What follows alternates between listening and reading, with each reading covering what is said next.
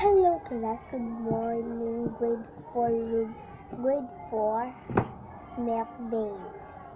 Our topic is how do you do important the air and the dioxides, sun, and mga puno, halaman, damo ay pinapagsasalat. Kaano ka-importante sa atin ang puno, halaman, at mga damo? Ka-importante po sa atin ang halaman at damo. Nagbibigay po sila ng mga fresh air, tapos ng nutrition. Ang pagpapahalaga po ay isang tungkulin na sa buhay. Kasi kung wala tong kahoy, wala tayong mga puno, walang papel, walang pag-aaralan, walang notebook, hindi tayo mabubuhay.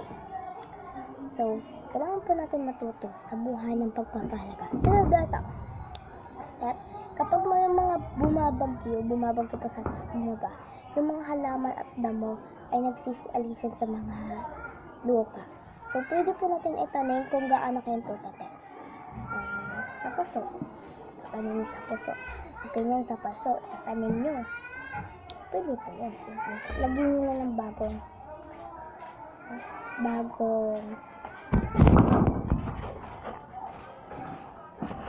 so, nandito kasi yung lesson ko hanapin ko siya.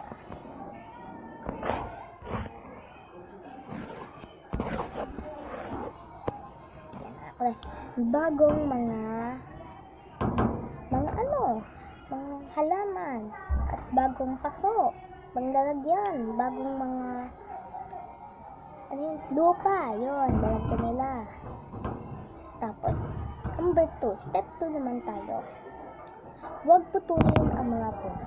Dahil ang mga puno nagbibigay sa atin ng papel at mga fresh air. Step 3, lagyan ng mga pataba o compost. Alam niyo yung compost? Yung like, ganito.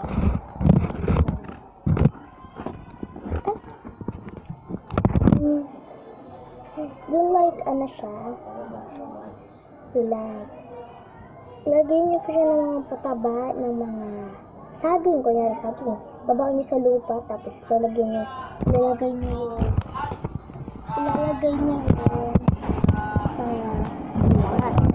o mga puno. Dahil po doon, nakakapag-produce po tayo ng nutrisyon. At ang nutrisyon ay nakakabawi din sa mga pagkain na kinakain natin ng mga inaani ng mga farmers. Step 4, pahalagaan at huwag sirain ang likas na kayamanan. Ang likas na may kayamanan ay mineral, tubig, at kagubata.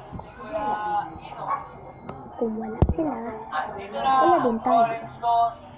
Step 5, huwag sisirain ang likas na yaman. Importante ay importante. This is our topic, new lesson, JMRC Male Peace. Grade 4, maraming salamat. And see you to next week.